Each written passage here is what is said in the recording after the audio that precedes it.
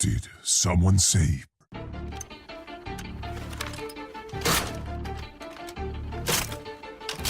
LMG mounted, hand loaded.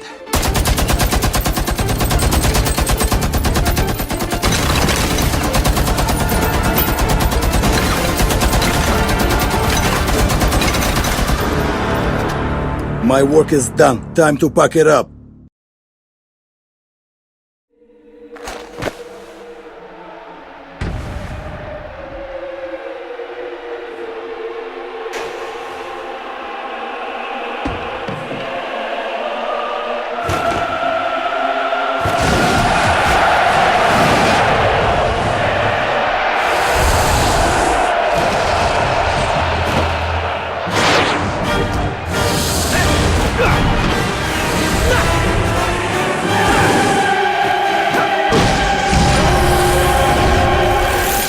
Hello there, Big Boy here with another Winston Taint in-depth game review.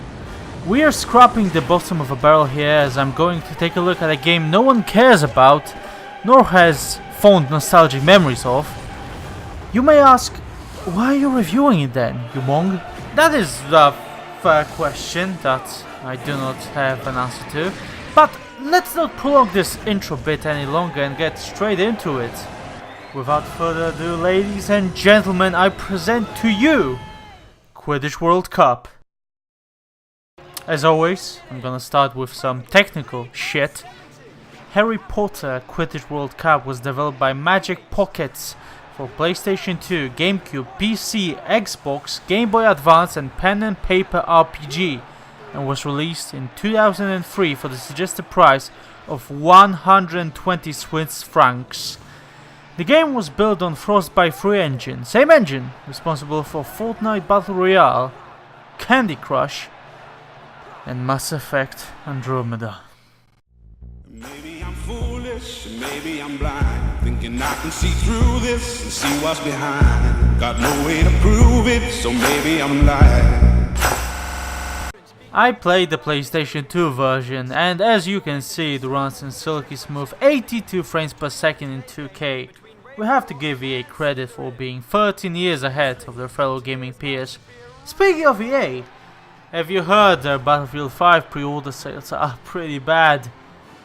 I just wanted to insert something topical here so I can pretend to have a connection with what's going on right now. The truth is, I don't. All my knowledge of video game industry stopped at around 2003. I guess that's why we're going back in time, to discover why I lost my smile, why I lost my passion, why I never got laid. This is the true intention of this video. What killed video games for me?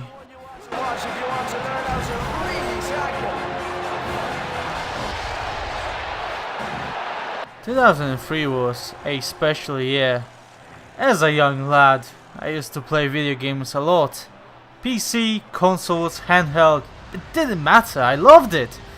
Many times after school, me and my racially and sexually diverse cast of friends hang out at my mom's place and play video games for hours after school. I remember it fondly. I was happy. That's when I discovered Quidditch World Cup. It may be shameful to admit it now, knowing what cancer it has become. But back then I was a big Harry Potter fan. I thought Quidditch was the dopest thing since sliced bread, and when I got it, me and my mates played it a lot.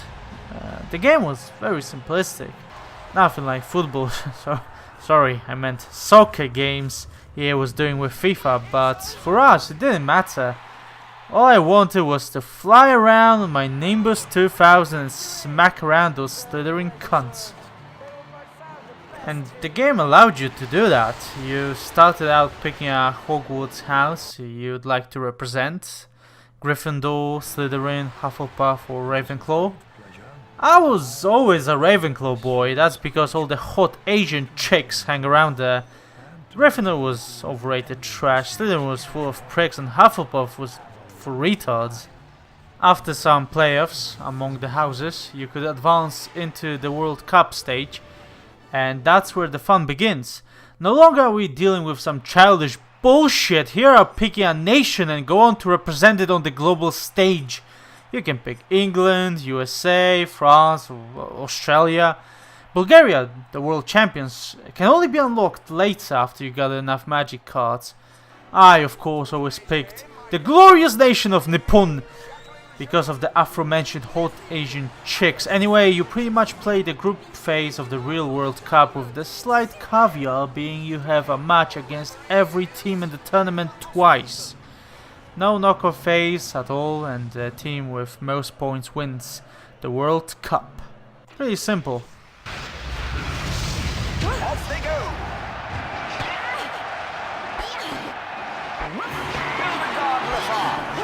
We only played World Cup mode when I had more than 3 friends at my place. I remember it being quite fun, especially when we fucked each other over with the batters. Sadly, your players couldn't get injured. A mechanic maybe they'll introduce in Quidditch World Cup too. Anyway, the games were brutal, pretty much every time ending up in high scores for both teams. And as usual, I won every time as... Wait a minute. I think I recall one game I did not win. Give me a second here, I need to concentrate and try to remember. Was that my last game? Did I quit after that?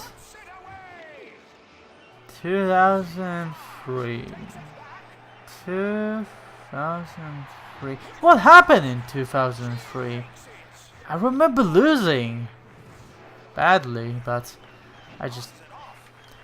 Who beat me? Whatever. Couldn't be that important anyway.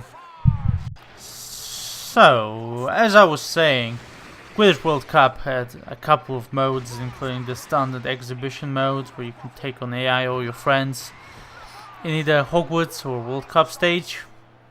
On top of that, you had gallery, where you could see magic cards which you've collected so far, and some other shit. I think I remember that son of a bitch. Of course it was him. He was the only one. It started with Soul Calibur 2, then Quidditch World Cup. We were friends for ages, and then he just left me, and I never played another match of Quidditch again. I must have blocked it out of my mind.